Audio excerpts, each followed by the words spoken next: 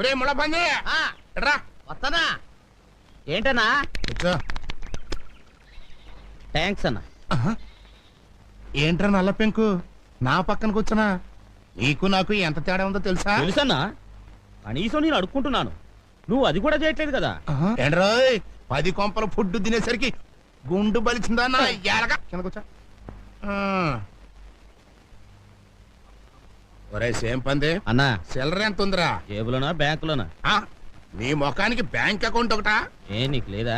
మోయ్ Yadava pencil లేచామంటే నరుకుతా.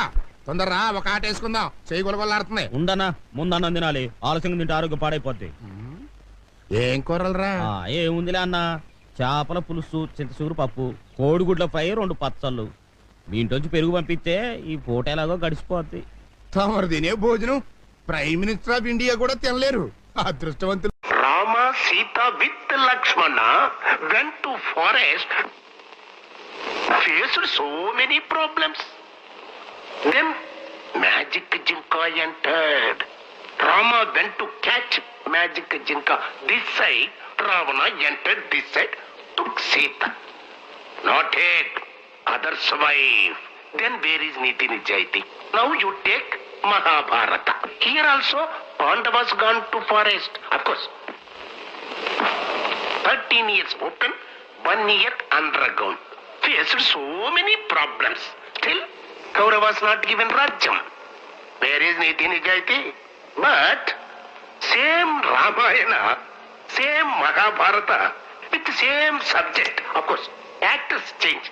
TV serial came. What is the result? Producer got money. That means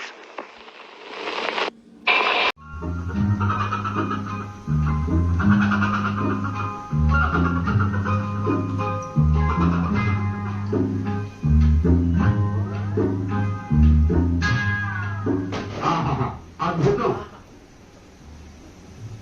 కోడిని బొమ్మలు తిట్టి దాన్ని చూస్తూ ఉద్యోగం తెచ్చిన సింగర్ తెచ్చినాడు. రేపటి నుంచి బియ్యపు గింజలు బోతతో వచ్చి చూస్తూ మంచినీళ్ళు తాగరా, కడుపు నిండుతుంది. పెళ్లిలో సజ్జన మంత్రాలు చదివేవాడి మొహంలో మొహం చూడు, పోతావు రే, నాశనం అయిపోతావు. అక్కయ్యనా కరెక్ట్గా వచ్చాడు. నాటికంత మంచి మాట అన్నా బావా? కూర్చోవయ్యా, కూర్చో. ఇవాళ మా ఇంట్లో కోడి కూర. కోడి కూర? ఆహా, మహాత్రం. ఏది చూడు కూడా వెళ్ళాడుతో కదుగో.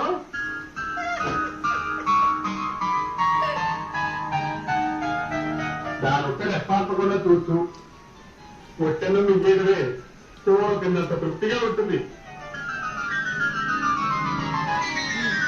ఇవ్వవా చెప్పు. ఎందుకు ఇవ్వను?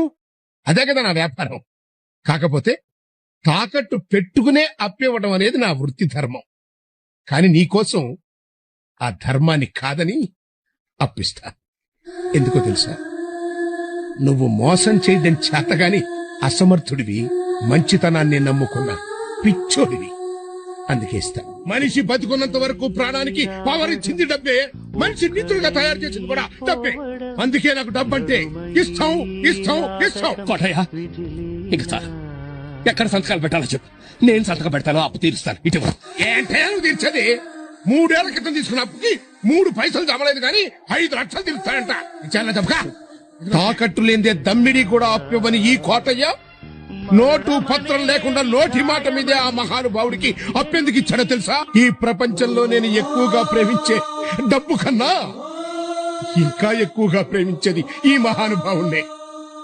రేయ్ రేయ్, ఆయన నా ఇంటికొచ్చి నేను ఓడిపోయాను అని ఒప్పుకుని చెయ్యి చాచి నన్ను అప్పడిగిన రోజునే నేనిచ్చిన 5 లక్షలు తిరిగి రాకపోయినా పర్వాలేదని నిర్ణయించుకున్నాను. కానీ ఆయన ఓడిపోయింది మీలాంటి నీచుల చేతిలో.